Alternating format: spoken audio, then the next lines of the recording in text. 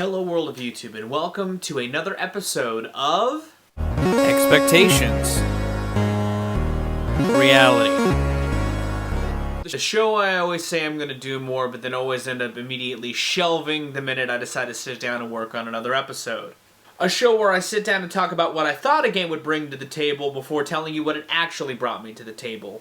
And given we are deep within Woo-Brewery the sequel, and like a handful of other ideas that I've done this month already, this was something I wanted to do last year, but couldn't get my hands on a physical copy of. But thanks to Evan for finding it in the wild, I sent him the money to buy it for me, he bought it for me, and I can sit down and talk about Wu-Tang Shaolin Style. A 1999 PlayStation game that, yes, features every single member of the Wu-Tang Clan as characters in a 3D fighting game. I wasn't quite sure what to expect. All I knew was that this is a fighting game with the Wu-Tang Clan that they put enough thought into to make a Wu-Tang W PlayStation controller that evidently really fucking sucks. It was released in a time of the group's career where they were kind of riding a nice high. You know, they dropped their sophomore outing a couple years prior. Some of the solo efforts the group was doing were colossal successes, and they were gearing up to drop more music as a collective group.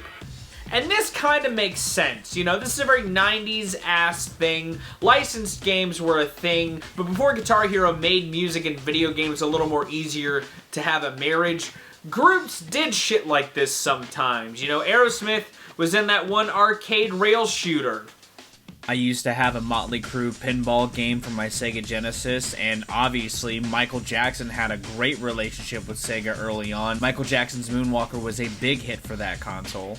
Trent Reznor did the music for Quake. You know, there were ways that music and games kind of married, but it wasn't quite to the same harmony that the 2000s would see happen by its end. And I would say that similarly to other licensed games, I wouldn't say music licensed games are always the most successful thing, but again, Wu-Tang Clan were in a really good creative pocket. They seemingly knew how to reach for the stars and seemingly hit them to their own calibers, you know, and this, again, this made sense. But the thing is, you never see anybody talk about the game itself. So I went in with, I wouldn't say the highest of expectations, but moderate expectations, to say the least. You know, I was hoping, to some degree, that it would be at least solid. And like I said up at the top, I'm of two minds of this game.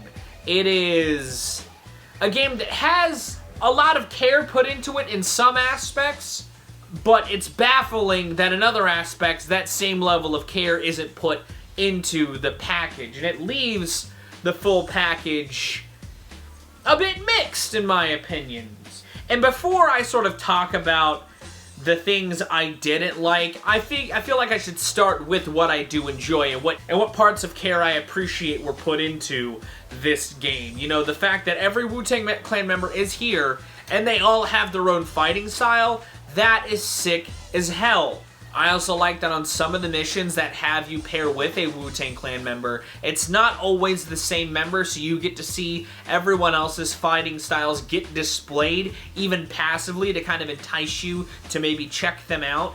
I also liked the original songs here well enough. I think that they're pretty solid.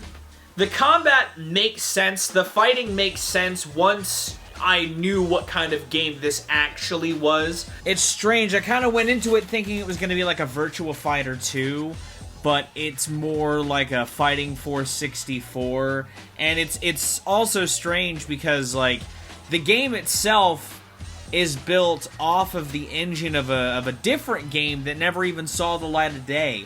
Paradox Entertainment, who developed the game, built it off of this game I guess they were making called Thrill Kill, that never happened. It got scrapped, but when this Wu-Tang game came along, it was sort of wrought from the ashes of Thrill Kill. I also think that this game is really charming from a graphical presentation. You know, I like that personal touch that's given to everybody's animation, the fatalities, which are auto-done in this game, and I think that's insane. You need to input a code to access, you know, the full version of this game, and I think that that's insane. But the gore in this game is brutal. And while I could see some people really hating the dated CGI in the cutscenes, I'm a sucker for that shit sometimes. And again, to see these guys get to make a game like this, or participate in a game like this, is honestly pretty dope. And I think it's interesting that that level of personal touch is given to this game, especially given to some of the complaints that I'll make later on in this video.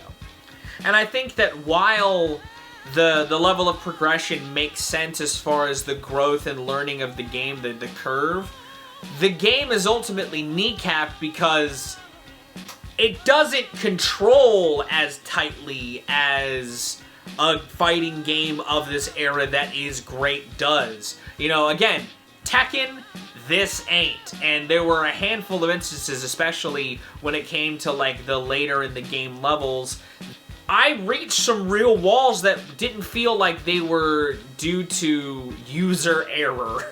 Oh, they are going so fast! However, to pivot to my negatives, I think that the controls are kind of awkward. While I kind of understood the game up to a point, given like it actually was like a beat-em-up style game with lighter combo game, the controls are still a little awkward, and pulling off combos can feel a little janky and not quite execute in the way that you're meaning for it to. I don't know why he doesn't grab him! I'm hitting the grab buttons! Alright. Leading to these weird matches where you know you're putting in the buttons right because you've tried it in other levels, and it just isn't happening. And on top of that, I think it's wild that, given this game could have easily just had a sort of matchup-to-matchup style to its story, they could have just given it like the light story, arcade, climb the ladder thing. They instead give you this, navigate these small little boxes, do the challenges, complete each room in this sort of tower adjacent style. And it's weird that the game incentivizes completion through these unlocking the chambers that includes story progression and bonus stuff, but because of those awkward controls, some of those chambers feel like strokes of luck when you unlock them. That makes it feel a little more personal, but doesn't go the full 9 with that personal touch. You know, I would love to see challenges more tailored to a certain character outside of the enemy matchups. I would love to see, you know, different things to accent different characters' abilities and strengths, and it just doesn't quite go that full distance. You know, sure, it gives you the chance to learn a character's weaknesses and strengths, but it still left me wanting more, you know, even more in the vein of like personal direction in the cutscenes, you know, instead of having this sort of bland style that makes it feel less involved in that sort of way. I don't know. I like components of this game, and I would probably play it with friends, but by the end of this video, I probably won't touch this game on my own again. It's nice to have as a fan of this group. I think it's really interesting. Like, is it great? No. I'd probably give it like a 4 out of 10. It's not like a stupendous masterpiece. It's frustrating and janky controls made me not want to play it alone again. And this would be more of something to break out, again, with some friends that like the Wu-Tang that may have never played this game.